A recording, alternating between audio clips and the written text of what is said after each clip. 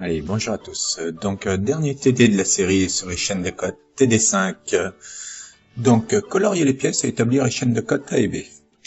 On a un petit mécanisme tout simple ici, une pièce 1 qui est fixée avec une pièce 2 grâce à une vis, repère 3, vis à tête hexagonale, et un écrou, repère 5. Donc la vis plus l'écrou, c'est ce qu'on appelle un boulon. Au milieu, ici, dans les lamages, la pièce 1 a un lamage, la pièce 2 aussi, on a une pièce cylindrique ici, qui, a priori, ça ressemble un petit peu à une roulette. Il faudrait avoir le dessin complet de vue pour savoir ce que c'est. En tout cas, on veut qu'il y ait un jeu ici, entre la roulette repère 4 et ma pièce 1. Donc cette pièce-là, il faut qu'elle puisse se promener ici. Pour être sûr au moins que la pièce 1 et 2, quand on les serre, ce soit bien elle qui soit en appui. Et on veut aussi que la vis dépasse ici. Parce que si la vis arrive au milieu de l'écrou, au niveau du serrage, ça ne sera pas bon. On veut que la vis dépasse un petit peu de l'écrou. Donc on va commencer par colorier. Une fois colorié, tout saute bien aux yeux. On voit bien les différentes pièces. Des trous de passage plus grands là pour la vis. Trous de passage. Rien de spécial là-dessus. Allez, pour faire la chaîne de code, il faut repérer les surfaces déjà. Surface de la code condition, on a 4 ici et 1 ici. Et les surfaces de contact. Donc ici, j'ai pas repéré toutes les surfaces de contact. On a aussi sous la tête de vis. Mais en fait, pour cette chaîne de code ici, ma vis, elle n'intervient pas pour ce jeu-là. On a aussi une surface de contact sous l'écrou là, qui ne me sert pas pour celle-ci. Pour celle-ci, on part toujours du début du vecteur. On va aller de 4 à 4. On l'appelle A4.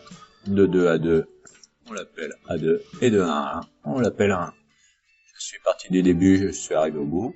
Ça fait une belle boucle. Ma chaîne de code est fermée. On peut écrire les équations. A. Il est positif et maxi. C'est lui, A. Positif et maxi. Les vecteurs dans le même sens que A vont être aussi positif et maxi. Toc. Pour l'équation A maxi. Pour l'équation A mini, les vecteurs dans le même sens sont positifs et mini, comme EA. Les vecteurs dans l'autre sens, A4, on change tout. On changeait le signe et l'indice. Donc, moins A4 mini pour cette équation-là, et moins A4 maxi pour celle-ci. Faut changer et le signe et l'indice. Voilà pour la petite A. On va attaquer le B. Le B, donc en surface de contact, là, il y a du monde. Il faut les surfaces de contact repérées. On part du début de 3, je vais aller à 3 direct. De 1 à 1, de 2 à 2, et de 5 à 5, ma chaîne de code sera fermée. Équation, vecteur dans le même sens que B, c'est B3. Vecteur dans l'autre sens, on a B1, B2, B5. Donc B3 va être positif et maxi comme B. Les autres, négatif mini. Voilà. J'applique la même chose pour B mini. B3 est dans le même sens. B3 positif mini, pareil. Et les autres, négatif maxi. Voilà pour les équations. Alors on fait des chaînes de code, c'est pour coter les pièces. Donc on va les reporter ces vecteurs ici sur les pièces. 1, profondeur du lamage ici dans la pièce 1. Donc maintenant c'est une cote, la flèche est des deux côtés. Donc c'est une cote importante pour que le système fonctionne. Donc les chaînes de cote, on n'a que les cotes importantes pour le fonctionnement. 1, B1, on reprend chaque vecteur, A4 par exemple, c'est d'ici à ici, sur la pièce 4, je mets une cote d'ici à ici. Donc une cote ligne d'attache en très fin ici, et puis on met notre petite cote. Voilà, ça c'est facile à faire, hein. Le plus dur c'est la chaîne de cote, et encore, une fois qu'on a, le plus dur c'est comprendre le dessin. Une fois qu'on a compris le dessin, on repère bien les surfaces de contact, faire une chaîne de cote, c'est pas compliqué. Petite application numérique derrière ça.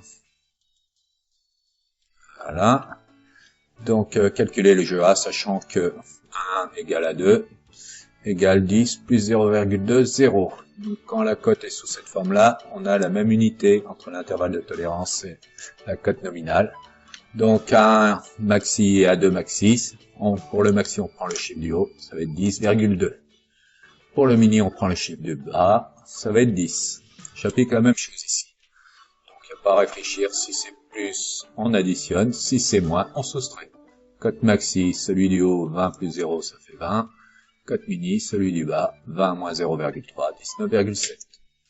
Donc, les équations, on les a écrites tout à l'heure. 1 max, 10,2, plus 10,2, moins 19,7.